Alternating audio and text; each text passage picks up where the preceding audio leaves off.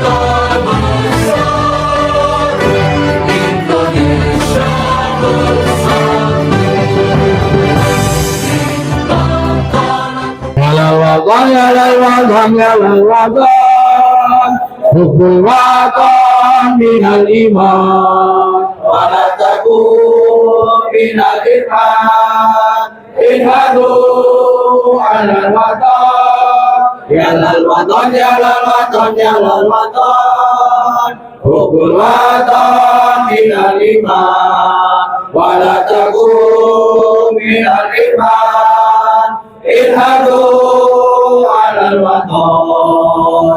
Indonesia negeriku, engkau banjir martabatku. Siapa datang mengancammu, kan binasa di bawah durimu. Siapa datang mengancammu, kan binasa di bawah durimu. Atas nama Majelis Wakil Cabang Nahdlatul Ulama BC mengucapkan terima kasih teriring doa jazaakumullah ahsanal jaza fid dunya wad wal akhirah atas bantuan panjenengan semuanya. Hadir ini merupakan panjenengan pembantu. Doa panjenengan bantu baik material maupun imaterial. Niki kula mboten semprapa ini berdampak kata saestu niki. Niki pundi niki kan matur nuwun kula. Assalamualaikum warahmatullahi wabarakatuh. Waalaikumsalam warahmatullahi wabarakatuh. Bismillahirrahmanirrahim. Alhamdulillah. Wassalatu wassalamu ala Rasulillah wa ala alihi wa sahbihi wa mawalah. La hawla wa la quwwata illa billah. Qul subhanaka la ilma lana illa ma 'allamtana innaka antal alimul hakim. Wa qul ya rabbana innaka jami'un nas liyawmin la rayba fihi. Inna Allaha la yukhliful mi'ad ma ba'du.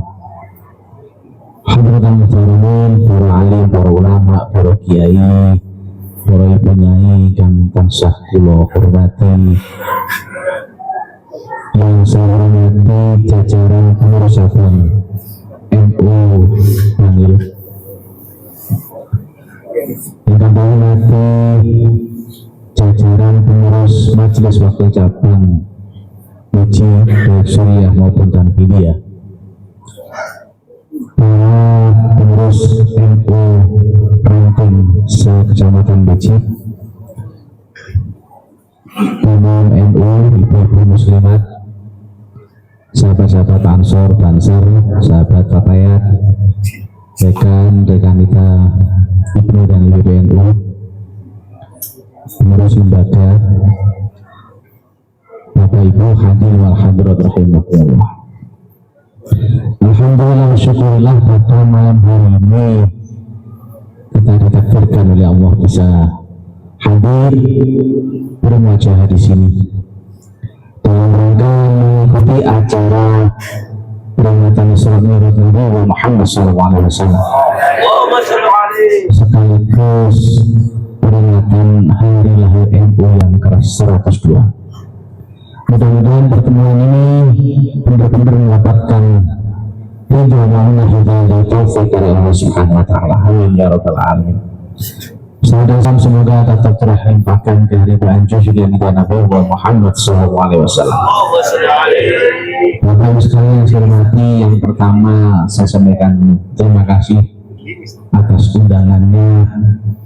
Yang kedua, mohon maaf, saya sudah berusaha untuk tidak terlalu cepat datang, tapi ternyata saya datang terlalu cepat tadi itu. Ya.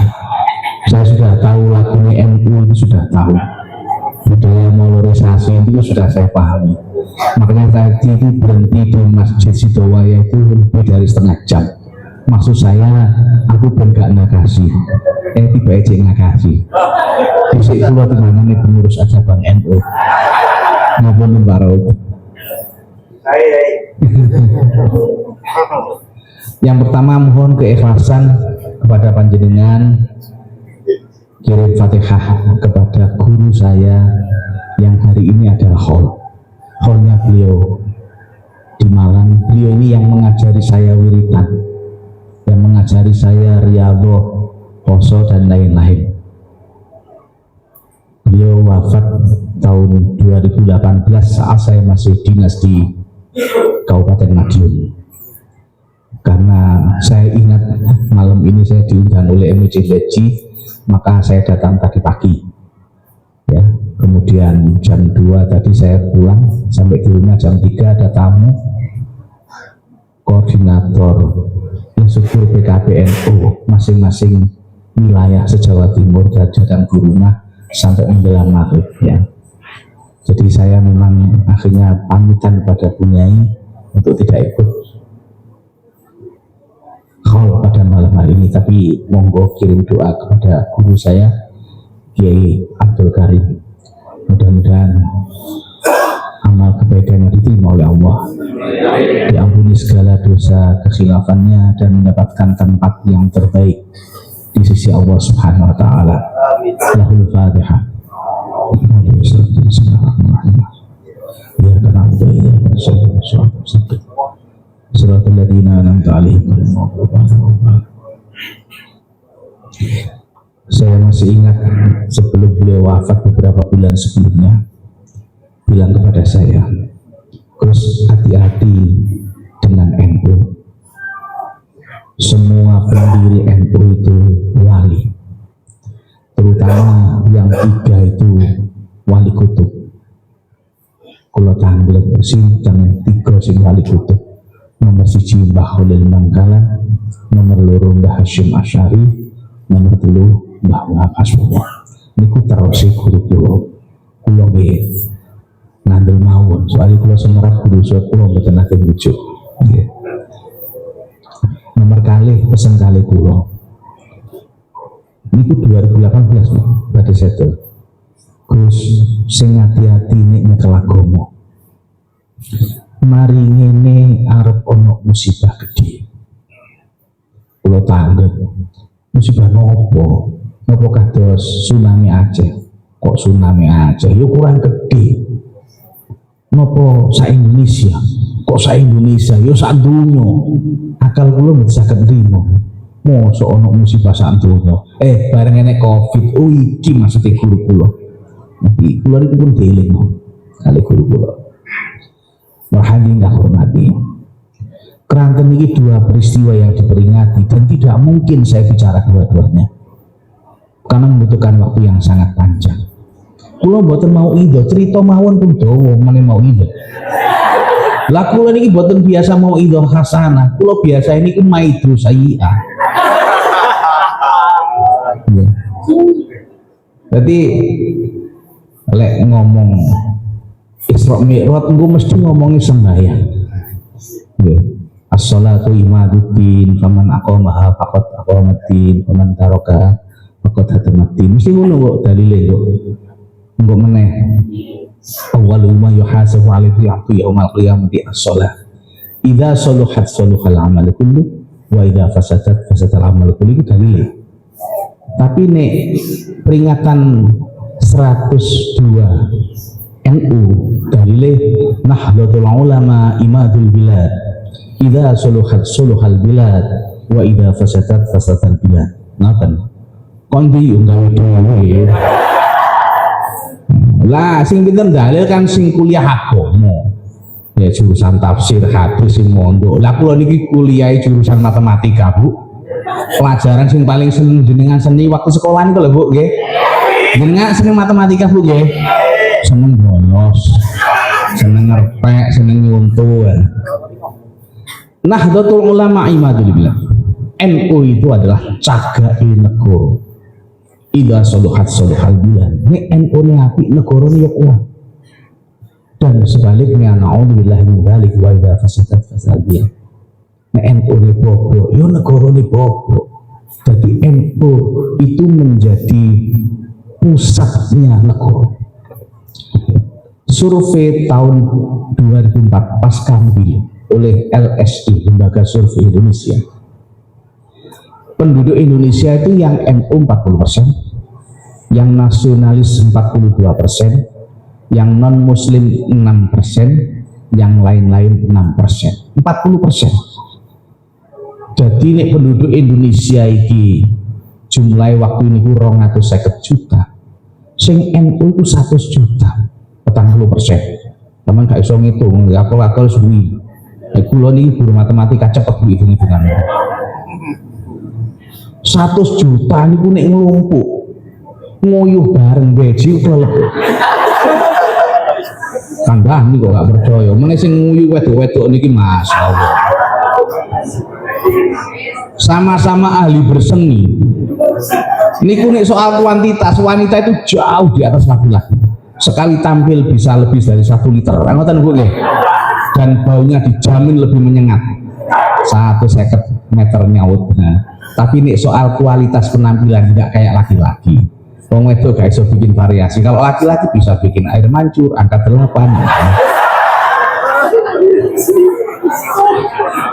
Jadi sementara sih guyon dhisik, Bu.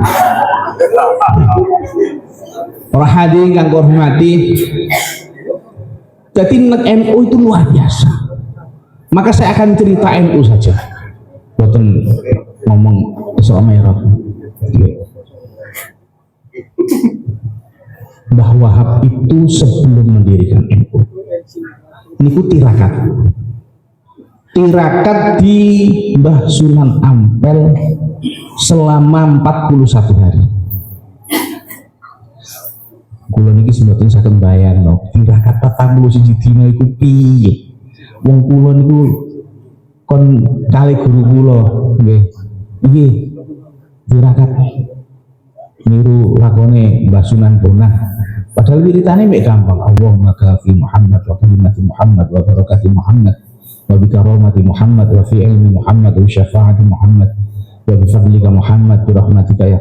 Wiritane gampang. Tapi kalau poso mutu, oleh petang dino sirahku cemut-cemut saja. Lha iki Mbah Wahab 41 dino. Ini gini Mbah Sunan Ampel. Kayak sing tirakat iku duduk wong-wongan, gak koyo kula sampeyan. Mbah Wahab. Pada hari ke-41 Mbah Wahab ngejak seorang pemuda namanya Maskur, yang kelak kemudian menjadi Kiai Maskur, makamnya dibimbing di Masjid Sabilillah, karena Kiai Maskur itu kelak menjadi komandan pasukan Sabilillah. Dulu ada pasukan Hizbullah, ada Sabilillah. Kalau Sabilillah itu khusus NU karena terdiri para kiai dan santri. Kalau Hizbullah itu gabungan umat Islam, tapi komandan tertingginya tetap NU, Kiai Zainal Arifin. Wakilnya baru pengasuh Pondok Gontor. Kiai Maskur itu menemani Mbah Wahab pada hari ke-41. Ini yang cerita Ki Maskur. Ki Maskur cerita kepada Mbah Hamid Baibawi Lasem. Ya. Alhamdulillah saya pernah ke sana ikut kongres Ibnu Lasem tahun 91. Mbah Maskur mendengar dialog antara Mbah Wahab dengan Mbah Sunan Ampel. Mbah Wahab itu matur pada Mbah Sunan Ampel minta izin untuk mendirikan organisasi yang organisasi itu tujuannya tiga. Satu, untuk mengusir penjajah. Dua, untuk mempertahankan syariat Islam Ahlussunnah wal Jamaah. Dan yang ketiga, supaya wong-wong gelem sembahyang. Sederhana sekali yang ketiga itu, ya. Tapi sebenarnya luar biasa. Kata Mas G. Maskur, permintaan Mbah Wahab itu dijawab oleh Mbah Sunan Ampel, disetujui, bahkan Mbah Sunan Ampel pun dengan Mbah Wahab supaya berhasil dengan keinginan ini. Ya, ditunggu. Setelah itu Mbah Wahab sowan pada gurunya Mbah Hasyim Asy'ari Budian, menyampaikan hasil tirakatnya sekaligus dialognya dengan Mbah Sunan Ampel. Kata Mbah Hasyim, iya aku ya setuju, tapi kok dhisik tak tirakatane dhisik. Jadi mantu ditirakati Mbah Wahab, ditirakati Mbah Hasyim. Mbah Hasyim tirakati gitu. Sebagian tirakatnya itu selama 41 hari sak bendino ngatamno surat Kahfi ping 41. Bu sampean tahu maca 41. Ambel, percaya sawon. Ya. 41 khatam surat Al-Kahfi selama 41 hari. Ditambah masih riyadhah yang lain, ya poso dan lain-lain. Saking suwe nenek riyadhah, Mbah Wahab itu selak gak kuat nempel. Maka akhirnya Mbah Wahab sowan pada gurunya beliau yang juga gurunya Mbah Hasyim, Syekhona Khalil. Memohon kepada Mbah Syekhona Khalil supaya memerintahkan kepada Mbah Hasyim menyelesaikan riyadhahnya. Akhirnya Mbah Khalil memerintahkan Mbah Hasyim untuk menyelesaikan riyadhah dengan cara mengirim utusan Mbah As'ad Syamsul Arifin. Pertama dengan mengirimkan tongkat dan yang kedua dengan mengirimkan tasbih. Ya kebetulan Kiai As'ad itu masih keponakannya Mbah Hasyim. Ibunya Kiai As'ad itu saudara sepupunya Mbah Hasyim Asy'ari. Singkat cerita, disetujui berdirinya organisasi yang digagas oleh Mbah Wahab. Jadi prosesnya itu panjang. Setelah itu barulah Mbah Wahab itu keliling mulai dari Banyuwangi sampai Banten dan Madura. Setiap kota yang besar datangi kiai-kiainya pesantren, tidak dialog. Jadi nggak langsung ujuk-ujuk diundang oleh setuju deh kayak piye. Parani satu persatu. Ya. Cirebon ketemu Kiai Abbas, ya. Dan lain-lain. Ini semua datang, termasuk Mbah Asnawi Kudus itu gurunya Mbah Wahab, gurunya Mbah Bisri. Ya. Mbah Asnawi yang makamnya di makamnya Sunan Kudus, yang di agak depan itu ada tulisan penggerak, ya, ada penggerak itu. Itu mustasyar PBNU yang pertama. Jadi setelah semuanya didatangi, baru kemudian diundang. Sesungguhnya NU itu berdirinya rencananya bukan tanggal 31 Januari, tapi beberapa hari sebelumnya, kira-kira seminggu sebelumnya. Tapi ternyata rencana berdirinya NU ini diketahui oleh Belanda. Maka Belanda kemudian mengirimkan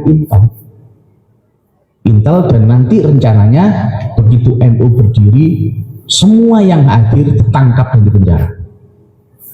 Tapi laki-laki kiai-kiai NU itu dulu begitu luar biasa. Panjang yo bedo wong biyen sampai saiki. Ya. Kiai ini yo bedo, santri yo bedo.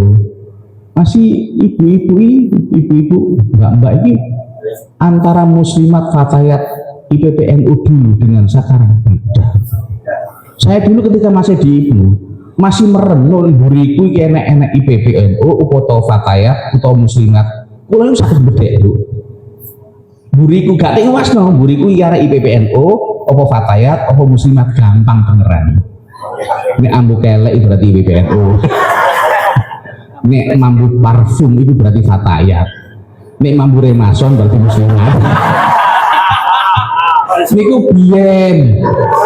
Nek saiki masih IPB Fatayat Muslim podo parfum kabeh saiki. Mulai ingusan wis parfuman sampai wis nenek-nenek yo parfuman saiki. Dadi kiai yo ngono beda ngapunten. Ya. Dadi masyaallah gak podo. Kiai biyen sampai saiki gak podo. Jadi biyen ku tirakate masyaallah luar biasa. Mboten kados saniki masih Ansor itu biar nanti saya gak podo. Biar Banser itu hampir semuanya gak tegas ditembak, gak tegas dibacok. Saiki rasane dibacok, dirinya rokok jerit-jerit. Pengapesannya sudah bungkusan. Kok iso ngarani lah kula nanti dadi Banser kok dadak. Ngapunten sahabat Banser. Tahun 93 zaman Gus Dur ketua umum PBNU, saya ikut kegiatan di parkir timur Senayan Jakarta. Istighosah Kubro parkir timur Senayan Jakarta tahun 93. Saya pakai baju Banser karena saya masih Banser. Saya masih sekretaris PCGP Ansor Jombang. Saya membuktikan kesaktiannya baju Banser. Jadi yang di atas mimbar itu kan hanya ulama-ulama tingkat nasional. Bahkan ketua PWNU Jawa Timur waktu itu almarhum Syafi'i Sulaiman itu nggak bisa naik. Betul sakit munggah panggung. Nah karena saya perpakaian Banser, munggah mudun panggung gak harus nglarui. Dipikir kalau niki keamanan, padahal mestinya saya yang harus diamankan. Begitu turun dari panggung, kepanggil Syafi'i, aduh, tak salami saya cium tangannya. Kiai dari Jawa Timur Kiai. Mas gimana aman Mas? Aman. Banser sampe takoni Kiai aman ngono masih. Ojo duka Kiai mboten semrak lho. Kiai itu harus diberikan ketenangan jiwa gitu loh. Aman Kiai. Masih garus muni aman. Tak pikir Banser iki tiba klambine sakti, klambine tok lagi. Klambine tok sakti. Wonge enggak. Wong saiki masyaallah Banser saiki. Nek biyen iki senanake saiki isine wis sekotok. Lalu itu cerita apa sampai kelihatan? Orang hadirin karo mati, akhirnya berdirilah yang namanya Jamiah Ulama yang mestinya bukan tangan 31. Karena diketahui oleh Intel, maka kemudian Mbah Wahab memanggil tokoh-tokoh NU muda itu. Ada Hasan Kipo, ada Mas Ali Abdul Aziz, ada Mbah Yai Ridwan Abdullah, ada Mbah Yai Burhan dan lain-lain. Diminta data kiai yang ada di Gresik, Sidoarjo, Surabaya, Mojokerto. Untuk apa? Jadi ini tokoh-tokoh ini takut. Enten nopo kiai? Wis salah. Aku jalukno data kiai-kiai yang ada di sebelah sini yang bisa diinepi beberapa kiai. Jadi langsung Mbah itu membagi ulama-ulama yang di luar Jawa Timur dibagi. Ada sekian orang tekenok kene, sekian orang tekenok kene, sekian orang. Setelah semua selesai, sore hari Mbah Wahab matur pada Mbah Hashim, Kiai ngapun dan malam ini kita tidak jadi mendirikan organisasi. Kenapa? Kita sedang diinteli Belanda, Kiai. Ini kalau malam ini kita mendirikan NU, kita semua akan ditangkap dan dipenjara. Dan terus malam ini kita tahlilan saja ya. Tahlilan itu dari senjatanya NU ya. Kita kesini. Dan terus gimana dengan kiai-kiai yang sekian banyak yang jauh-jauh? Sampun kula siapakan ya. Nanti masing-masing kiai kita tentukan di mana beliau akan bermalam. Ada yang di Gresik, ada yang di Surabaya, ada yang di Mojokerto. Sampai nunggu undangan berikutnya. Jadi kalau niki mikir bahwa Habib cek akal itu cek ono, jangan zaman saya ini opo sih kayak bawa Habib ini ya loh luar biasa, indra keenamnya luar biasa, ininya juga luar biasa. Bangil ini jadi cabang sehingga PB nggak berani buyano, soalnya sih ngedekno bawah. Apalagi waktu itu Rasulullah pertama itu Mbah Abu Hasan itu sih pernah Pak Dini Mbah Wahab, istrinya Mbah Wahab punya Rahmah itu ponakane Mbah Abu Hasan. Kebetulan buyutnya istri saya. Jadi mbahnya istri saya itu namanya Mbah Ja'far bin Abu Hasan. Itu dulu satunya Mbah Hasbullah. Waktu Mbah Wahab istri yang sebelumnya meninggal bilang sama Mbah Abu Hasan, kan aku kalau ini bujuk digelakno punya Rahmah, itu masih saudara sepupunya Mbah Abu Hasan. Wahanjingan hormati. Jadi malam itu akhirnya kirim tahlilan. Nah intel Belanda kecelik. Mari ngono kiai-kiai yang Jawa Timur suruh pulang, yang di luar Jawa Timur bermalam sesuai dengan data yang dibuat oleh Mbah Wahab sama tokoh-tokoh muda itu. Kira-kira 1 minggu kemudian Mbah Wahab bikin undangan. Kali ini kalau sebelumnya undangannya itu mendirikan organisasi yang mengakomodasi kepentingan pesantren, sekarang undangannya tahlilan, kirim doa. Otomatis Belanda tidak curiga. Wong dulu undangannya itu mendirikan organisasi aja, prakteknya tahlilan. Apa maneh saiki undangannya tahlilan. Jadi wong kiai biyen niku pinter, politik pinter. Ya. Sehingga otomatis Belanda tidak mengirimkan itu. Nah, karena itulah kemudian berdiri Jamiah Nahdlatul Ulama. Jadi akhirnya berdirinya tanggal 31 Januari 1926, 16 Rajab 1344 Hijriah. Jadi itu ngedekno NU itu kucing-kucingan. Ini sebuah cerita yang jarang disampaikan tentang proses berdirinya Nahdlatul Ulama. Nah kemudian ketika butuh yang namanya lambang, maka Mbah Wahab atas izin dari Mbah Hasim, karena Mbah Wahab itu selalu pakai izin Mbah Hasim. Mbah Wahab itu tahu betul kalau tidak ada izin dari Mbah Hasim percuma. Mbah Wahab itu menunggu restu dari Mbah Hasim untuk mendirikan organisasi itu sejak tahun 1912 ketika beliau masih di Mekah menjadi ketua SI cabang Mekah, ketua Syarikat Islam cabang Mekah, menunggu restu. Restu itu baru tahun 1925, nunggu 13 tahun. Sampai yang nunggu 13 tahun, ya gak mungkin telung dino kesuwen no. Mbah Wahab itu 13 tahun. Saking tawaduknya pada guru, terutama Mbah Wahab juga tahu tanpa restu Mbah Hasim tidak mungkin organisasi ini mendunia. Itu Mbah Wahab. Sambil menunggu restu Mbah Hasim, maka Mbah Wahab mendirikan Tasfir Afkar, mendirikan Nahdlatul Wathon, mendirikan Nahdlatul Tujar. Kalau ngomong telu iki kesuwen. Pokoknya ngomong. Nah,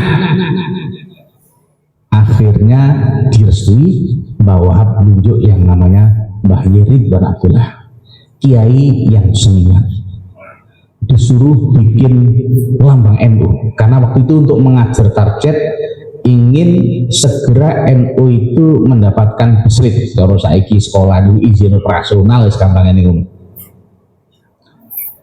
Ternyata suwi kan, karena Mbah Wahab itu pesen nih, Ridwan, Mbah Ridwan gak oleh nyuntuh, harus haibah. Wong itu ada terpesona gitu, tapi gak boleh nyuntuh. Jadi ya Ridwan itu entek kertas gak karu-karuan. Sampai beliau itu riyadhah wakilah 41 hari poso nirakati supaya nemu lambang NU. Pada hari terakhir beliau bermimpi, mimpi di langit itu ada lambang, kemudian beliau gambar. Selesai ditunjukkan Mbah Wahab, jadi Mbah Wahab, loh kok wapi sampai mesti nyontoh ini, boten gak percaya kata Mbah. Sampai gak mungkin sok gambar ngene. Sampeyan iku mesti nyontoh. Mboten nggih. Lah kok ndi? Kula niku ngipi. Berarti sampeyan iku nyontoh Gusti Allah. Mbah Wahab gak kena dikalahno nggih. Wong ngipi jadi nyontoh Gusti Allah. Terus jadi Mbah Wahab. Iki taline aja rapat-rapat, sing longgar. Lho enten apa, Mbah? Yo cek iso mlebu. Lah nek sing tarine iku sing set ngene, sing mlebu NU ora wong sing khusuk-khusuk. Sing kasak khusuk koyo sampean gak iso mlebu. Nah. Korik-korik mlebu sing korak-korak iki kan sebagian besar kan korak-korak ini. Gak iso mlebu lho. Nah, dilonggari sing nglonggari bawa. Dan ini jadi yang ini nanti yang akan menjadi sebab wakil Rais Akbar Mbah Fakih Mas Kumambang Gresik akhirnya keluar dari NU. Mbah Fakih itu alim pol. Beliau punya murid namanya Mbah Yai Zubair, abahnya Mbah Maimun Zubair. Alim Mbak, wakil Rais Akbar. Itu berdebat dengan Mbah Wahab karena Mbah Fakih kepingin yang masuk NU itu hanya yang ahli sholat, yang ahli ibadah, yang ahli baca Quran, yang ahli sholawat. Mbah Wahab enggak. Akhirnya Mbak Fakih mengancam, kalau usulan saya ditolak, saya keluar dari NU. Jadi Mbak Wahab, nek sing metu NU Mbak Fakih, aku gak apa-apa. Soalnya Mbak Fakih wong ahli baca, wis jelas mlebu swarga. Jelas mlebu swarga Mbak Fakih itu ahli ibadah. Tapi kalau wong sing pinggir embong, nok terminal, nok pasar-pasar itu gak oleh mlebu NU. Nek mereka gak sholat sing dosa sapa? Bahwa itu Masya Allah. Jadi akhirnya tetap longgar. Coba semsep, sampean gak sama gue NU kan? Wah aku yang bumbuan ngomongin sampean. Jadi, nah setelah selesai, kemudian Mbah Wahab mengajak Mbah Yai Ridwan dan Mas Ali Abdul Aziz. Jadi nyuwun sewu, saya dapat perintah, dapat tugas dari Unwaha, Universitas Rasulullah untuk mencari jejak tulisan Mbah Wahab, sejarah tentang Mbah Wahab. Saya membantu Yai Munib. Pertama sudah selesai satu buku, kita launching tanggal 12 Oktober 2024 yang lalu. Cetakan pertama baru 1.000, ini mau cetakan kedua 5.000. Dan kita menyiapkan edisi kedua, ketiga, dan keempat biografi Mbah Wahab. Saking akeh data Mbah Wahab tidak cukup ditulis satu buku. Dan data itu ada di rumahnya Mbah Burhan. Mbah Burhan itu bendahara Tasfirul Afkar, bendahara Nahdlatul Wathon, bendahara NU pertama. Kemudian diturunkan pada Kiai Umar yang ketua Ansor pertama, dan diturunkan pada Kiai Hisni. Sekarang rumah itu ditempati Kiai Hisni. Itu data-data tentang NU, tentang Mbah Wahab, tentang NU sebelum lahir. Masya Allah luar biasa. Saya terpesona betul dengan data-data itu. Ya. Jadi kita sedang memproses penulisan itu, dan kemudian saya diminta oleh Unwaha bersama Kiai Mu'im besok tanggal 8 dan 9. Makanya sebenarnya saya nawari, ya pun yang undang Kiai Mu'im tanggal 8 9. Karena ya 8 9 itu saya dengan mendampingi Kiai Mu'im untuk memberikan materi ke NU-an dan ke Wahab Hasbuwahan kepada seluruh dosen Unwaha. Padahal seluruh dosen Unwaha sudah alumni PKPNU. Nggak tahu yang di Yai Inu Nangil sudah ikut PKPNU belum, saya tidak tahu. Di Unwaha semuanya sudah ikut PKPNU, dan setelahnya akan ada materi tambahan. Ya. Ternyata yang paling banyak datanya nomor 1 Mbah Wahab, ini yang nomor 2 ini yang di luar dugaan saya, Mas Ali Abdul Aziz, yang nomor 3 Ridwan Abdullah. 2 orang diajak Mbah Wahab menemui Mbah Hasyim, menunjukkan gambar yang dibikin oleh Mbah Yai Ridwan Abdullah. Kata Mbah Hasyim, wis ngene iki gawa nang Pasuruan nang Sidogiri. Mbah Yai Nawawi Abdul Jalil. Nek Yai Nawawi Abdul Jalil setuju, aku ya setuju. Akhirnya beliau bertiga berangkat ke Pasuruan. Di perjalanan bawa pening ini, Yai Ridwan, Yai Mas Alwi, Ibu Nokono sampean meneng, saya ngomong aku. Ya berarti ate ngetokno ilmu nih bawa aku. Sampai di rumah di dalamnya Yai Nawawi, Yai niki rencana gambar NU. Mbah Hasyim sampun mirsani kantun panjenengan. Bahasanya kan enggak bujui, tapi enggak pas seperti yang diinginkan Mbah Hasyim. Kan Mbah Hasyim ini, nek Yai Nawawi setuju, aku ya setuju. Nek Mbah Wahab enggak, Mbah Wahab sampun mirsani kantun panjenengan sing derek. Yai Nawawi, lho nek Mbah Hasyim setuju, aku ya setuju. Lho iki ilmu tambah beras gini gini. Jadi bawa, lho jenengan semua setuju ya? Aku setuju lah ngono. Nah, wes setuju jadi bawa. Iki gak setuju pirang lawan mana gambar itu. Udah lah ngene tebu itu langsung. Ya buat ketemu ya sampun ya. Pun setuju, sampun. Ya wes aku setuju. Ini gambar ngipi. Nah, aku gambar ngipi, tapi ngipinya karena riak. Nah, tidak lama kemudian perwakilan Belanda itu datang ke kantor PBNU yang sekarang menjadi kantor PCNU Surabaya, Ibu Buta. Waktu itu persiapan untuk menerima Bisri dan persiapan muktamar.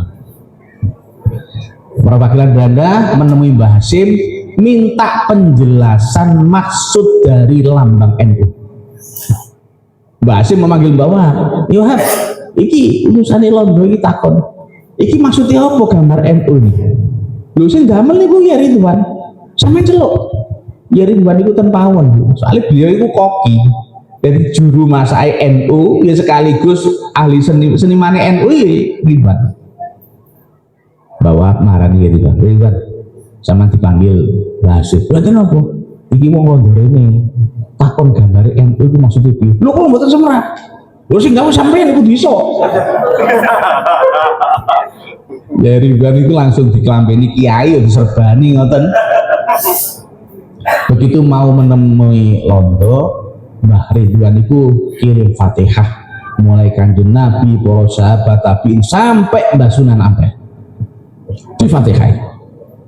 Begitu ketemu dengan perwakilan Belanda, beliau menjelaskan dengan sangat lancar arti dari lambang NU seperti yang sekarang tertulis dalam ADRT.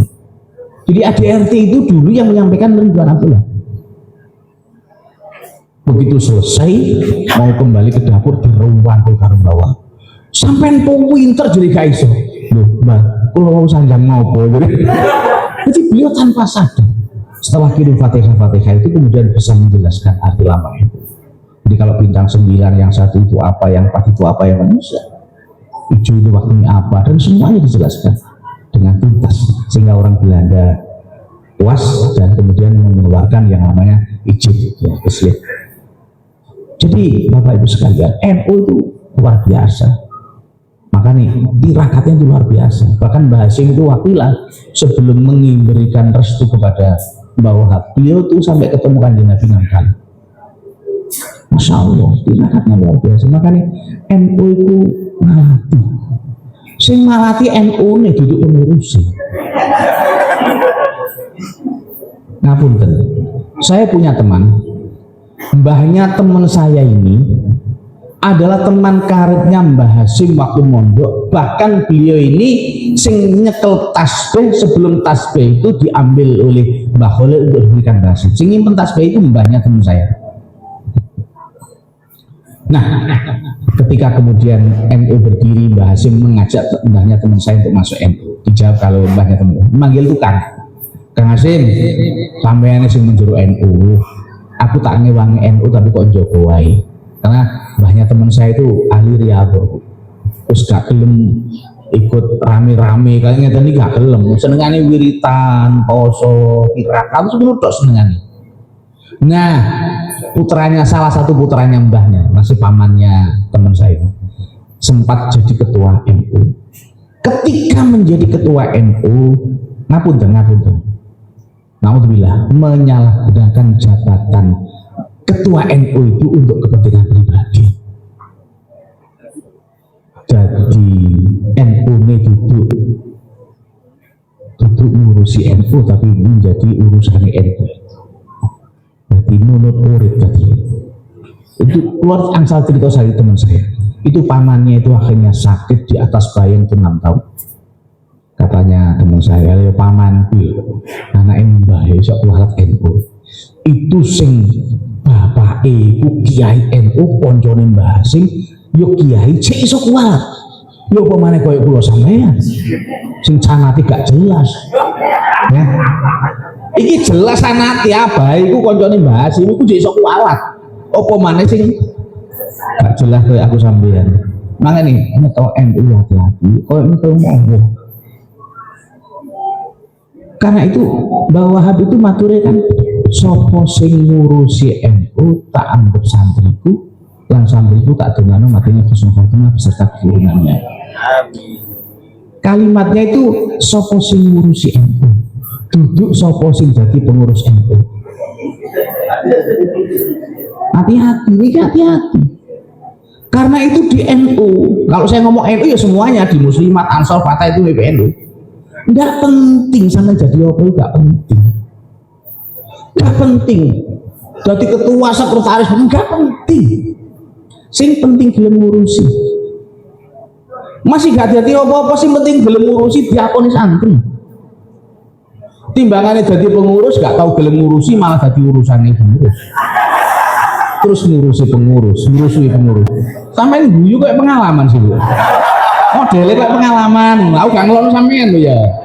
Aku sangat ngelono enggak lah. Ya. Tapi ini fakta. Jadi di NU itu, nama kita ini pokoknya NU gak suwi berarti ya.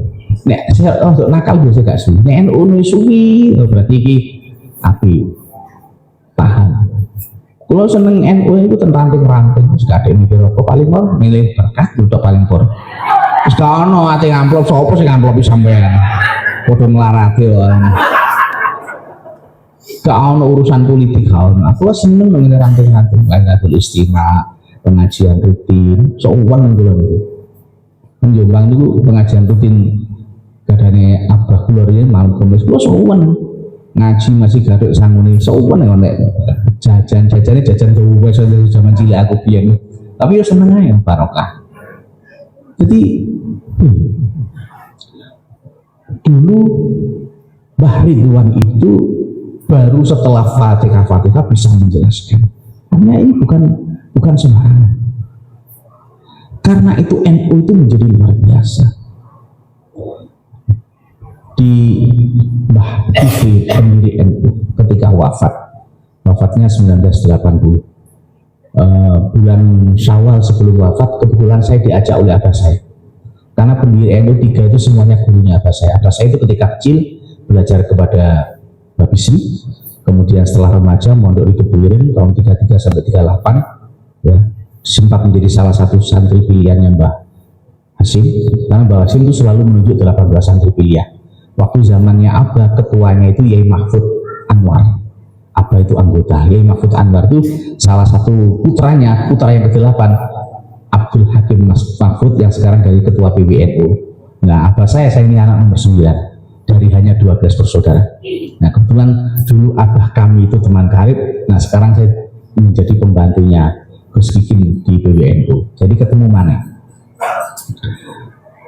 Tahun 38 Abah keluar dari Tebuireng, kemudian mondok di Mekah, kemudian dari Mekah mondok di Kajen, kemudian mondok di ngaji di bawah Tambak Beras, ngaji di terakhir mondok di mbah saya, mbah dari ibu, ya, karena untuk santri alim juga mantu. Mbah saya itu temannya Mbah Hasim waktu mondok di Maholil. Nah, Bapak Ibu sekalian yang saya hormati, jadi NU itu menjadi keramat karena Mbah Bisri itu punya teman karib namanya Mbah Sotik. Mbah Sotik itu punya murid-murid yang luar biasa. Ada yang namanya Kiai Nur Kholis dari Blitar, ada yang namanya Kiai Ahmad Jamaluddin Ahmad dari Tambak Beras, ada yang namanya sekarang yang masih hidup Kiai menjadi Rois Surya PCNU Kabupaten Lamongan, ya, Kiai Salim Azhar. Saya seminggu kemarin ke sana karena saya mewakili PW menghadiri PDPKPNU, khusus dosen-dosen yang menjadi pejabat di Unisla, Universitas Islam Lamongan, bertempat di pondoknya Kiai Salim di Sendang Dhuwur Paciran Lamongan. Kiai Salim itu santrinya Yesoti. Kiai Salim dulu mondok Tambak Beras dari menangi bawah. Nah, ketika Mbah Bisri itu wafat, kira-kira 4 hari kemudian Yesotik niku ziarah ke makamnya Mbah Bisri. Karena podo kiai ini, kiai biyen, podo sakti ini, podo alim ini. Dua orang yang berbeda alam itu masih bisa dialog, masih bisa jagongan. Bedanya kayak sorokoan bareng, kayak ngopi bareng. Tapi omong-omongan. Ketika omong-omongan itu Mbah Sotik tanya, Mbah Bisri, Bagaimana keadaan sampean sekarang? Alhamdulillah Sotik. Saiki keadaan enak. Ternyata enak saiki dibanding urip dunia piye. Jadi Mbak Bisri itu salah satu orang yang mendapatkan nikmat kubur. Kata beliau, enak urip no kuburan timbangane urip no dunia. Bu sampean kepengin urip no kuburan sepetan. Jadi Mbak Bisri enak tuh. Saiki dosaku di sepuro, kesalahanku di sepuro karo pangeran. Rasane nikmat uripku saiki. Sotik takut. Mbak Bisri, opo sampean uripe saiki kok enak. Opo dosa sampean kok di sepuro karo Gusti Allah. Dalam kisah ini Mbak Bisri itu membuka bajunya, di dadanya tertulis Nahdlatul Ulama dengan mengatakan mergo aku ngurusi iki Gusti Allah nyepuro dosaku, uripku saiki luwih penak timbangan waktu urip. Jadi Mbah Bisri itu mendapatkan nikmat kubur, dosane di sepuro mergo ngurusi bener-bener ngurusi. Mbah Bisri itu menurut saya Bapak nggak ada ingon-ingon. Ya kebu, ya sapi, ya wedhus, ya pitik. Niku nek ate kegiatan NU gede, didol kabeh. Wis kecekel duite ketua panitia diceluk iki sumbangan aku kanggo NU. Pak, sampean saged kados Mbak Bisri. Bu, jenengan saged ta, Bu? Lha iku Mbak Bisri dadi bener-bener ngurusi. Ya. Suatu saat muktamar, karena waktu itu Mbak Wahab lagi sakit, para suriah cabang dan wilayah se-Indonesia itu ati milih Mbak Wahab itu ngesakno. Akhirnya milih Mbak Bisri, maka jadilah di muktamar itu yang terpilih sebagai Rois Am itu Mbak Bisri. Begitu terpilih dari Rois Am, langsung bukan ampangku. Gak iso. Selagi ini Jiono Mbak Wahab, saya tidak mau jadi Rois Am. Ono saiki pengurus kayak Mbak Bisri kepilih jadi ketua, Kak Jiono iku aku mau jadi ketua. Saiki royoan kabeh, gak do NU ya muslimat ya royoan, Pataya ya royoan, Ansor ya royoan. Wis IPN mel royoan bisa niku lapose cacah. Aku biar jadi ketua ilmu cabang itu seret-seret toh. Saya dulu nggak mau jadi ketua itu. Tiba-tiba dikondisikan oleh pembina-pembina itu kabeh milih aku.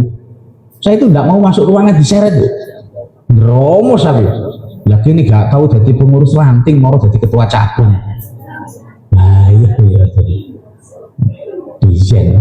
Saiki kau nong, saiki royoan dengan gue duit barang ya Allah, mau bilang saya. Jadi Bapak Ibu sekalian yang saya hormati, inilah Nahdlatul Ulama yang begitu luar biasa. Karena itu NU itu malati, sing malati, garang malati muasis. Menurut saya, selesai muktamar NU ke berapa di Jumlah 32 ya, tahun 2015. Itu kan muktamarnya untuk Isra, ya untuk Isra. Nggak usah cerita lah, karena tak ceritanya ya paling ya. Nah. Selesai muktamar kira-kira 6 bulan. Saya ini sowan pada guru saya yang malam ini khol. Guru saya itu cerita kepada saya itu begini, terus aku alhamdulillah mari sowan Mbah Sunan Ampel. Terus kula niki tangga saged kepanggih Mbah Sunan Ampel. Nggih, alhamdulillah saged wicantenan dialog nggih saged. Kula niki penasaran, Pak. Ngoten niku ngomongaken napa kali Mbah Sunan? Ya ngomongno NU. Masya Allah, Mbahnya Sunan Ampel itu ternyata dia memperhatikan NU. Jadi NU itu sing merhatekno iku gak kok sing urip-urip. Sing mati-mati itu sing merhatekno. Inilah yang menjadi sebab kenapa NU itu malati. Sing duwe NU itu sing wis kuburan, ownernya itu. Kita ini cuma karyawan-karyawan kelas paling ndek. Mangen ojo kemenyek. Tak dari sekretaris ya buaya koyo apa. Iya. Pengen jadi ketua barang. Awak milapo pengen jadi ketua. Jadi begitu. Enggak usah minta. Saya ini pernah dipanggil oleh ketua PCNU Jombang. Itu terjadi tahun 2007. Kula niki ngrangkep ten NU niku wakil sekretaris cabang yang akhirnya menjadi sekretaris cabang karena wakil sekretarisnya masuk PKB. Ten Ansor niku sekretaris cabang. Ten Ibnu wakil ketua wilayah Ibnu Jawa Timur. Jadi ngrangkul niku tiga yang jenengan kali ya. Merangkul kok dadi wayu aku ping 3 tambahan. Akhirnya ketua cabang NU Jombang, "Gus sampe milih di sekretaris Ansor apa wakil sekretaris NU?" Kula mboten milih ya, wong kula mboten nate kepengin dadi wakil. Terserah panjenengan. Akhirnya saya dijadikan sekretaris NU, sementara Ansor saya dipindahkan menjadi pembina. Jadi saya ini usia 32 itu sudah menjadi sekretaris BCNU Jombang, menjadi pembina Ansor. Kalau pintu Berangas, umur 30 itu dari Katib Surya PCNU Jombang. Berangas belum.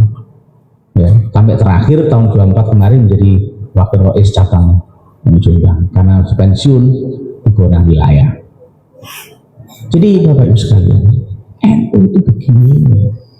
Karena itu ojo macam-macam, setelah nggak usah kepingin, nggak usah ngotot jadi pengurus, tapi nek ditunjuk ora usah melayu, nggak usah melayu, laksanakan semampunya, ya, laksanakan semampunya, itu prinsip kita seperti itu.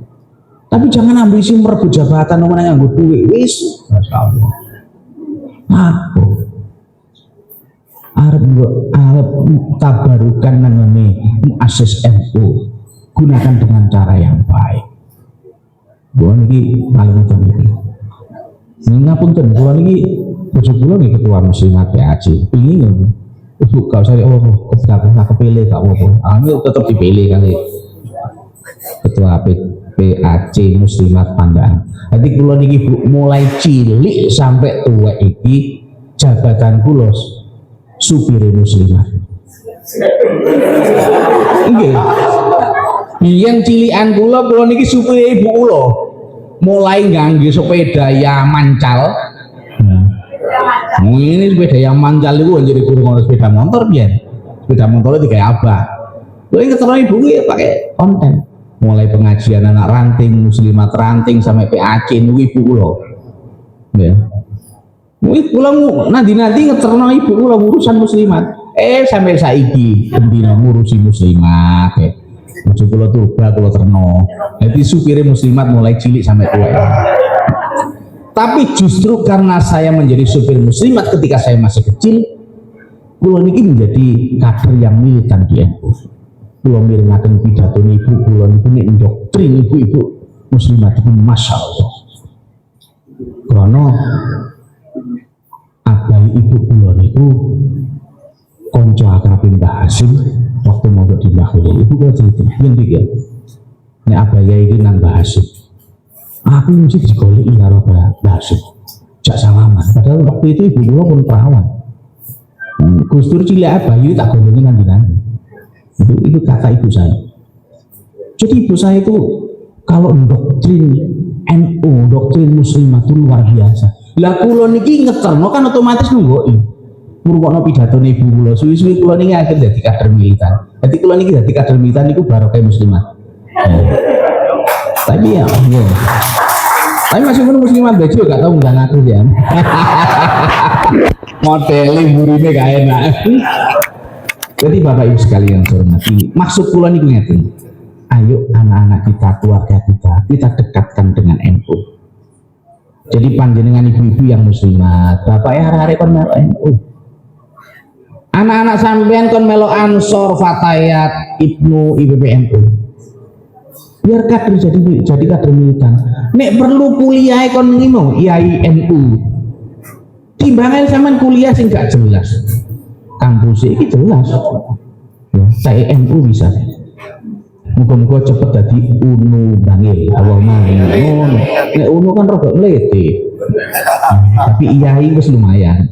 Institut Agama Islam. Tapi kudu enek fakultas umumnya. Gawe jurusan matematika, aku jurusan matematika, sarjana matematika. Tuan ini nggak ada Mbak Yu, S1 nih matematika, S2 matematika, S3 matematika, dan profesor matematika. Mbak Yu pulau saya nomor 6, ngajari ten UNESA. Tapi dulu ketika mondok juara baca kitab.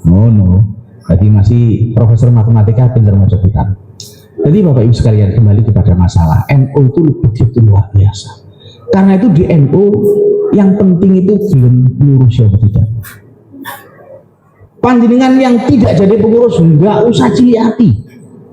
Nek diundang teko, nek acara uruno, nek pertemuan gowo jajan gitu nih. Kalau Mbak Adi ini paling gowo ibu-ibu, bapak-bapak gak kira mikir ngene-ngene iki wis. Makanya rapat tuh nenek ibu-ibu itu paling enak. Sampai ziarah rekreasi nenek ibu-ibu itu enak. Apa pakai panganane? Itu sih dipikir nomor 1 itu mesti nggowo apa? Itu mesti ngono. Nek lanang ora mikir ngono wis. Bagian ngentekno. Bagian ngentekno. Jadi inilah Bapak sekalian kenapa saya harus bercerita. Jasanya NU itu Masya Allah nggak bisa selesai diceritakan dalam semak. Jasanya NU, sayangnya semua jasa NU itu saya ini diminta diajak oleh Kiai Mu'in mengumpulkan kader-kader NU yang dianggap ngerti tentang sejarah NU. Tapi kami menganggap dari diri kami itu pemerhati sejarah NU. Itu ada 11 di Jawa Timur. Nek rapat ini kantor NU Lawas, Ryan Darmo.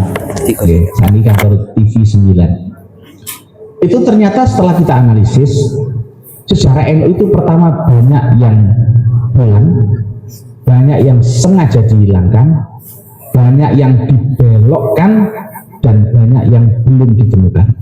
Yang belum ditemukan itu sedang kita gali di rumahnya Mbah Yehisni, cucunya Mbah Quran.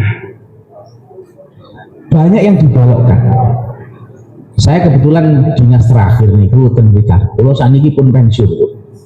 Jadi kalau saat ini pengacara, pengangguran tapi banyak acara.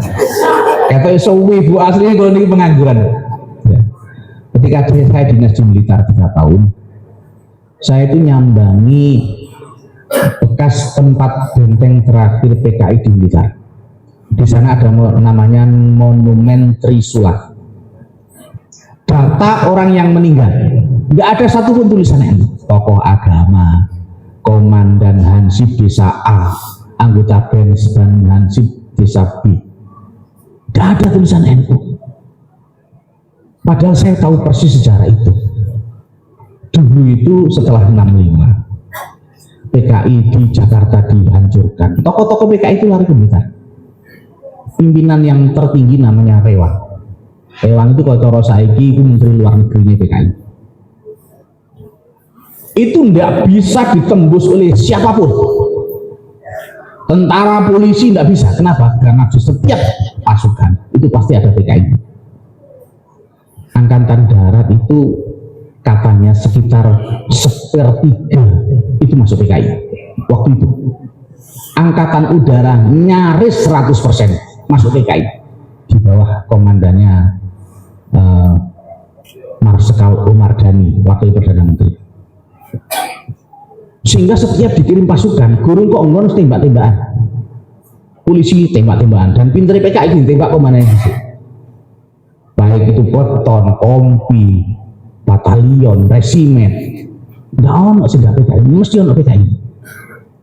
Akhirnya Panglima Kodam 5 Brawijaya berpikir satu-satunya solusi untuk bisa menghancurkan PKI adalah dengan minta bantuan NU. Maka dikirimlah surat kepada Ketua NU Jawa Timur. Isi surat minta dikirim tentara NU, maksudnya Banser. Banser biyen enggak itu Banser itu. Berani. Nah, ketika ditanya, Komandan, kenapa yang Anda minta ke tentara NU kok tidak yang lain? Jawaban dari Panglima Kodam 5 Brawijaya, karena hari ini hanya NU satu-satunya organisasi yang tidak bisa dimasuki PKI. Tepuk tangan untuk NU.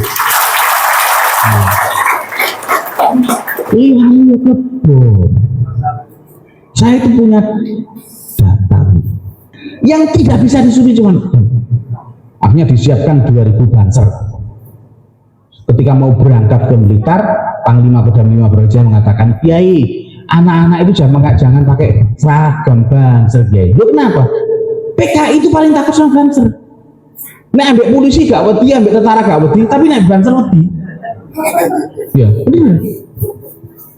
Padahal tentara, polisi gak pistol, gak diwedeni. Banser paling pistolnya dhewe-dhewe digawe. Mereka dibacok gak mempan, ditembak gak mempan, dirayu gak kena. Angel musuh wong ini. Tapi biyen lho Mas, saiki yo gak.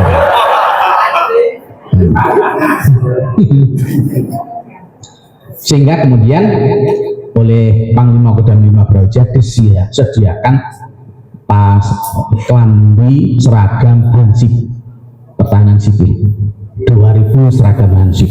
Karena itu tentara pasukan Banser yang 2000 itu semuanya berpakaian hansip. Dari jauh yang datang hansip. Tokoh-tokoh PKI ini pun guyu ngakak-ngakak. Lah iya dikirim polisi tak habisin, dikirim tentara tak habisin, tambah dikirim hansip. Ya gak ngerti yung Banser. Sehingga kemudian semua pasukan Banser ini bisa masuk ke benteng terakhir PKI di Blitar, bisa membunuh dan menangkap semua tokoh di Blitar, semua tokoh PKI di Blitar.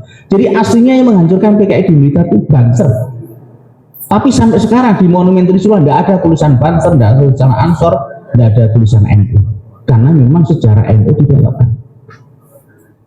Saya pernah ke diorama Lubang Buaya, penghancuran PKI tahun 1965. Tidak ada satupun tulisan NU, Banser maupun Ansor. Yang ada perguruan Muhammadiyah. Kapan Muhammadiyah menghancurkan PKI? Rasaku waktu PKI dan Muhammadiyah kan tiara kabeh. Kan gak ono wong Muhammadiyah gak mempan dibacok, gak mempan ditembak. Ora ono wong tirakat iku bid'ah. Tirakat lah bid'ah. Ora mungkin, jaduk ora mungkin. Jaduk yang NU. Jadi itulah dibelokkan. Dan itu banyak sejarah begitu. Saya dengan beberapa teman ini berusaha mengembalikan sejarah NU ini. Walaupun saya tahu ini sangat terlambat dan mungkin butuh waktu yang sangat lama. Mohon doa restunya. Ini kita mau mengadakan pertemuan yang ketiga, ada 11 orang di Jawa Timur. Nah, Bapak Ibu sekalian, sejarah NU itu luar biasa. Misalnya ya, sesungguhnya yang merencanakan kemerdekaan itu NU. Mengiringan tadi nyanyi. Kalau itu sedih, enak NU itu nyanyi Indonesia Raya pertama mesti musiknya gak beres. Ngapunten, kemarin ketika kick off Harla NU tanggal 16 Januari 2024 di kantor PBNU sekaligus praraker PBNU ketika Indonesia Raya yang ono masalah ambil yang wadon. Maka kemudian ketika Harla NU di Python tanggal 24-25 Januari sekaligus raker malam kegiatan rapat koordinasi, saya minta pada ketua panitia itu Prof. Masguri, mantan rektor Unisma. Prof, saya usul apa ini? Usul supaya urusan musik itu diselesaikan dari sekarang. Ojo sampai nanti ketika musik terus gak beres kayak gini. Ojo ono. Lebihnya tadi apa maneh MWC wong mulai. Ngapunten ora samangkel anjene ngono kok. Terus nih dirijen ku sing mantan aktivis pramuka ngono rek. Iki dirijen burung sarapan. Wis ngono sing nyanyi gak ono sing siap tuh berapa? Ono sing nyanyi Indonesia Raya mbek ngenang. Ini paling biasa melu sehari itu tak sawat ya. Indonesia Raya kok sing siap dulu. Tandanya kita siap mengisi kemerdekaan dan siap mempertahankan kemerdekaan.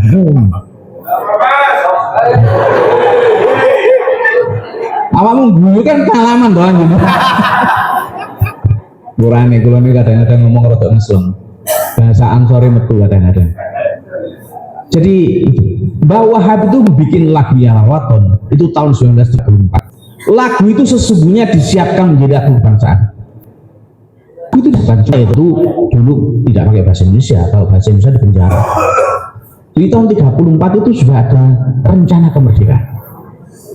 Kemudian ketika muktamar ke-11 tahun 1936 di Banjarmasin, muktamar itu untuk menjawab pertanyaan bentuk negaranya apa.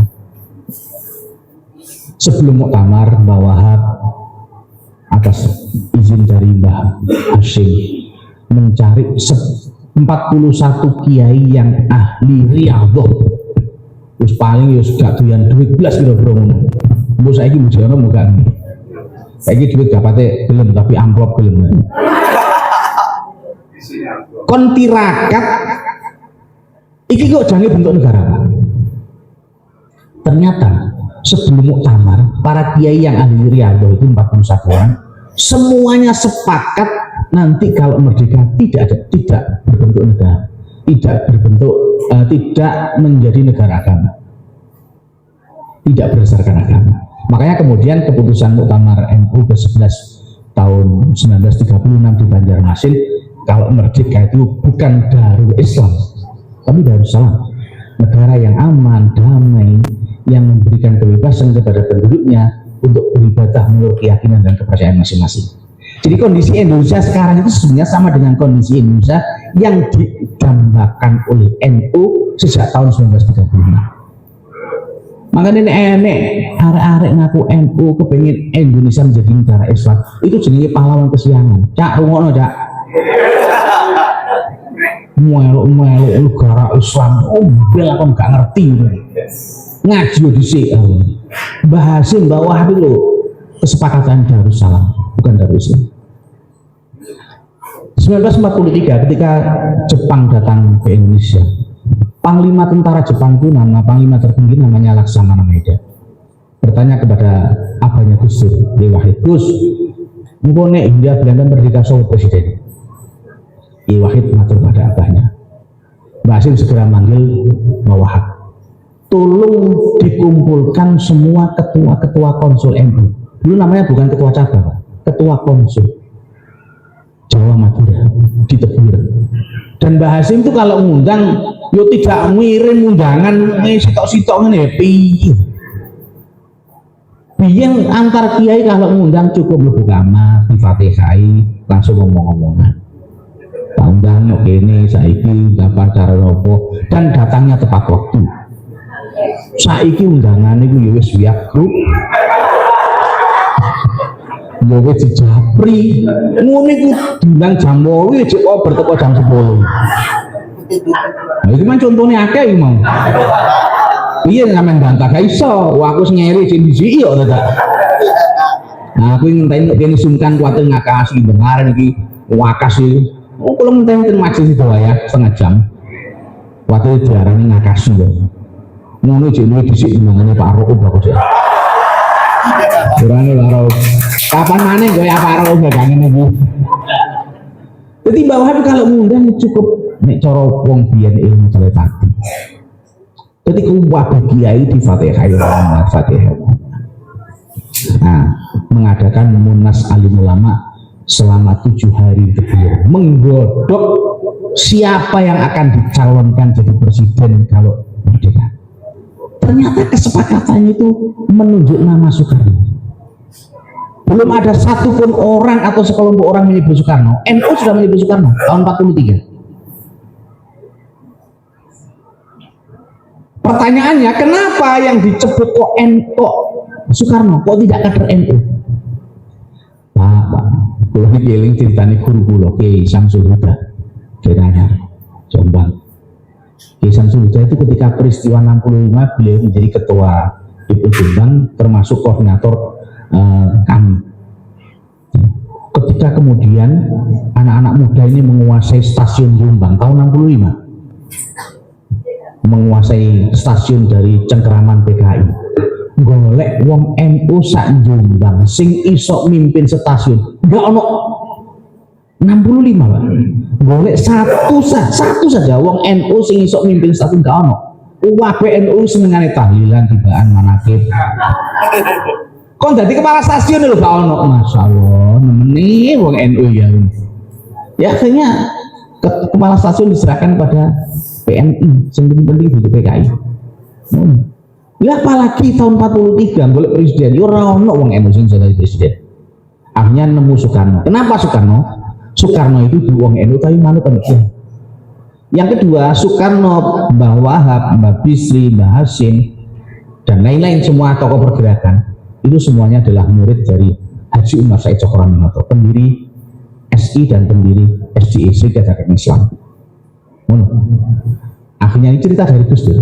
Kalau dari Gus Dur itu otentik karena tidak ada referensi yang lain. Kata Gus Dur, Soekarno dipanggil ke Tambak Beras, ke Tebiren, dikongkon poso riyadhah petang puluh sidina. Poso wiritan, yang bikin wiritan itu Mbah Yai Bejoso, orang mitani. Karena ini yang pinter bikin susunan istighosa. Ya, beliau dari Mbah Khalil.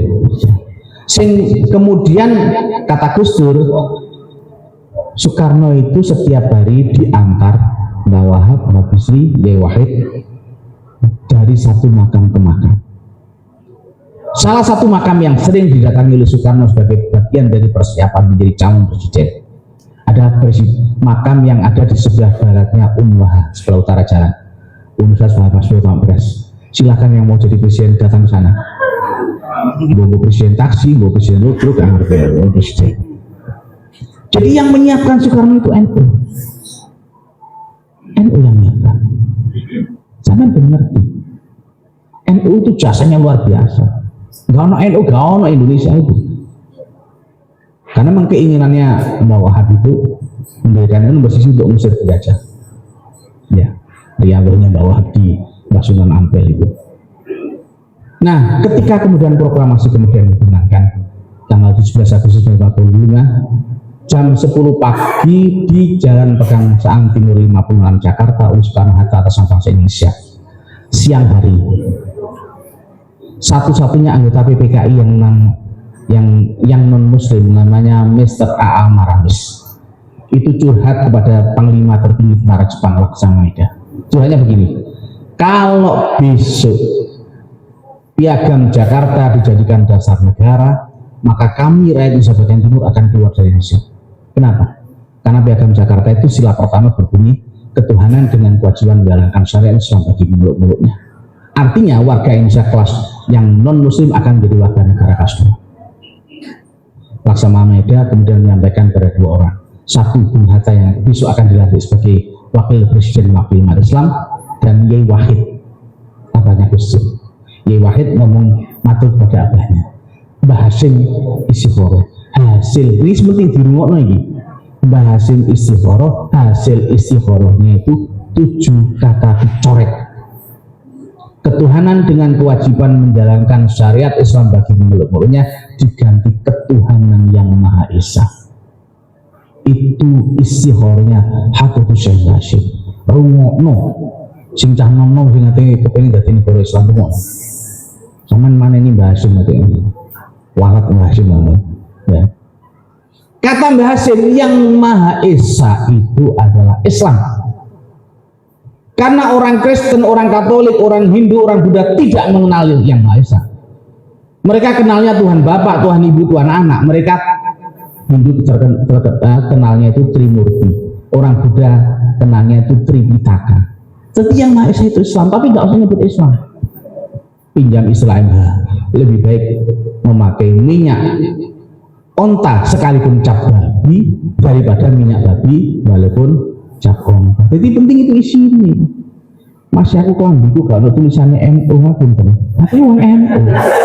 Gak kalah NU ini ambil sing kelambine NU. Aku ngomong. Contohnya ini contohnya.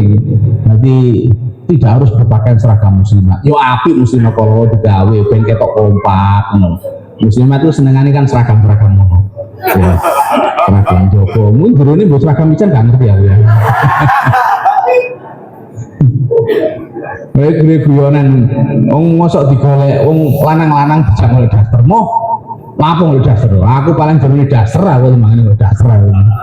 Iya. Jadi Bapak Ibu sekalian yang saya hormati, istiqoroh hasil ketuhanan yang Maha Esa itu. Ketika kemudian besoknya tanggal 18 Agustus itu kan acaranya sidang PPKI, pelantikan presiden wakil presiden dan penentuan dasar negara. Pagi itu Soekarno-Hatta sebagai ketua dan wakil ketua PPKI, sebelum sidang PPKI dimulai, dua tokoh Muhammadiyah dipanggil. Namanya Kasman Singodimujo dan Abi Kusno atau Ibu Kusno. Diberitahu, ini ya, iki ono informasi kalau sila pertama nggak diganti, orang-orang non muslim akan keluar dari Indonesia. Demi persatuan, maka ini ada usulan ketuhanan yang Maha Esa. Yang namanya Abi Kusno itu orang Muhammadiyah yang moderat, langsung sepakat. Tapi Pak Kasman itu orang Muhammadiyah sing ngototan. Gak iso, kita harus negara Islam. Ngotot. Akhirnya dirayu karo Wakil Pendiri Muhammadiyah. Ini loh Pak Kasman. Pak Kasman, saya ini penting merdeka dulu. Urusan dasar negara kita bahas 3 bulan lagi. Terpaksa ketemu. Setuju Pak Kasman. Pak Kasman itu tahun 2015 diangkat sebagai pahlawan nasional bersama dengan Bapak Pak Kasman Singodimujo. Itu tokoh Muhammadiyah yang ekstrim. Nah, 3 bulan kemudian terjadi peristiwa 10 November. Maka pembahasan tentang bentuk negara itu dibanding. Desember ketika mau diusulkan lagi, Pak Kasman tuh nagih terus. Akhirnya tokoh-tokoh NU, Mbah Wahab, Mbah Bisri, Yai Wahid, Yai Mastur, ya, dan lain-lain, itu musyawarah. Itu ya apa caranya Pak Kasman supaya gak jalur negara Islam. Akhirnya solusinya kita bikin lembaga yang bisa memfasilitasi umat Islam sehingga tidak perlu menjadi negara Islam. Dan akhirnya lembaga itu sekarang bernama Kementerian Agama. Pak sampean gak ngerti, sampean wong Kemenak tapi gak ngerti sejarah Kemenak. Sing guru-guru madrasah itu ngomong. Jadi itu biyen lembaga yang dibikin oleh tokoh-tokoh NU. Setelah ini disepakati, sing Muhammadiyah diundang. Nah, Abi Kusno setuju. Ya wes, kita bikin lembaga yang memfasilitasi umat Islam. Ya apa caranya Pak Kasman gak muring-muring? Ayo golekno pimpinan iki koncone Pak Kasman. Ngono, ceritane ku ngono. Koncone Pak Kasman. Cari orang Muhammadiyah, koncone akrab, yang alim, moderat dan nasionalis, punya jasa negara. Maka ketemu yang namanya HM Rosyidi. HM Rosyidi itu anggota tim kampanye kemerdekaan Indonesia ke Timur Tengah yang dipimpin oleh Agus Salim. Anggotanya termasuk mbahnya Pak Anies ya, A.R. Baswedan itu anggota. Bahkan yang dulu membawa surat pengakuan kemerdekaan dari Mesir ke Indonesia itu A.R. Baswedan. Nah, anggotanya termasuk HM Rosyidi. Maka HM Rosyidi diangkat sebagai Menteri Agama. Dulu bukan Menteri Agama, ya sekarang Menteri Agama. Nah, setelah beliau jadi Menteri Agama, beliau yang merayu Pak Kasman supaya tidak ngotot menjadi negara Islam. Jadi sekalipun Kementerian Agama itu yang mendesain umat Islam, mendesain orang NU, tapi Menteri Agamanya bukan NU. Ya mergo iki. Barulah Menteri Agama yang ketiga, Ki Wahid Hasim. Oh, jangan gak ngerti ceritanya Kementerian Agama. Nah, saya kan ngerti karena saya mantan kepala Kementerian Agama. Nah, jadi ini itu sejarah dan banyak jasanya NU. Ini tak cerita sama kabeh gak mari sampean ngantuk kabeh saiki padha tak pikir mandu-mandu tak pikir paham dibae ngantuk. Kayak kembali. Pemane sing mau gak pamitan karo bapak arek-arek wis. Wis muga-muga titik sing tak sampekno iki ono manfaate. Nek kurang ya undangan maneh ngono gampang. Mari Imang guru mari dipedot kan gak enak Bu ya guru mari. Acara ini guru mari dipedot ini. Mudah-mudahan manfaatnya. Yang penting mudah-mudahan kita semua diakui sebagai santrinya Mbah Hasim. Mudah-mudahan kita hari ini berkumpul di sini, besok berkumpul di surganya Allah SWT bersama dengan para muassis NU. Allahumma amin. Al-Fatihah. إياك نعبد وإياك نستعين صراط المستقيم صراط الذين أنعمت عليهم اللهم صل وسلم وبارك على سيدنا محمد وعلى آل سيدنا محمد الحمد لله رب العالمين الحمد لله في نعمك في مجيدك يا ربنا لك الحمد كما ينبغي لجلالك وعن سلطانك اللهم صل وسلم وبارك على سيدنا محمد وعلى آل سيدنا محمد مفتاح باب رحمة الله عدد ما في علم الله صلاة وسلاما دائمين بتوام ملك الله اللهم صل وسلم وبارك على سيدنا محمد وعلى آل سيدنا محمد وسيدنا آدم وسيدنا نوح وسيدنا إبراهيم وسيدنا موسى وسيدنا عيسى وما بينهم من النبيين المرسلين صلوات الله وسلامه عليهم أجمعين اللهم صل وسلم وبارك على سيدنا محمد وعلى آل سيدنا محمد ورد بالسر في سائر الأسماء وصفاته وعلى آله وصحبه وسلم اللهم زدنا ولا تنقصنا وأكرمنا ولا تهنا وعافنا ولا تحرمنا وآثرنا ولا ترينا وارضنا وارضنا يا كريم يا ذا الجلال والإكرام ربنا ظلمنا أنفسنا وإن لم تغفر لنا وترحمنا لنكونن من الخاسرين ربنا هب لنا من أزواجنا وذرياتنا قرة أعين واجعلنا للمتقين إماما اللهم حبب إلينا الإيمان وزينه في قلوبنا وكره إلينا الكفر والشرك والشر واجعلنا مسلمين ربنا آتنا في الدنيا حسنة وفي الآخرة حسنة وقنا عذاب النار وأدخلنا جنة وعبر يا عزيز يا غفر يا رب العالمين اللهم اجعلنا وأولادنا وذريتنا وتلاميذنا يا الله من أهل العلم والسعادة وأهل الخير وأهل الهدى ولا تجعلنا وإياهم يا الله من شر اللهم كافي محمد وكلمة محمد وبركة محمد وبكرامة محمد وفي علم محمد وبشفاعة محمد وبفضلك محمد برحمتك يا أرحم الراحمين اللهم صل وسلم وبارك على سيدنا محمد وعلى آل سيدنا محمد صلاة تكون لكل داء دواء ولكل علة شفاء ولكل حاجة قضاء ولكل حاجة قضاء يا الله ولكل حاجة قضاء وعلى آله وسلم ربنا اغفر لنا ولإخواننا الذين سبقونا بالإيمان ولا تجعل في قلوبنا من الذين آمنوا ربنا إنك رؤوف رحيم ربنا تقبل منا إنك أنت السميع العليم وتب علينا يا مولانا إنك أنت التواب الرحيم وصلى الله على سيدنا محمد وعلى آله وصحبه وبارك وسلم على ربك رب العزة عما يصفون وسلام على المرسلين والحمد لله رب العالمين بسر الفاتحة ya benar ya benar semua soal Ustaz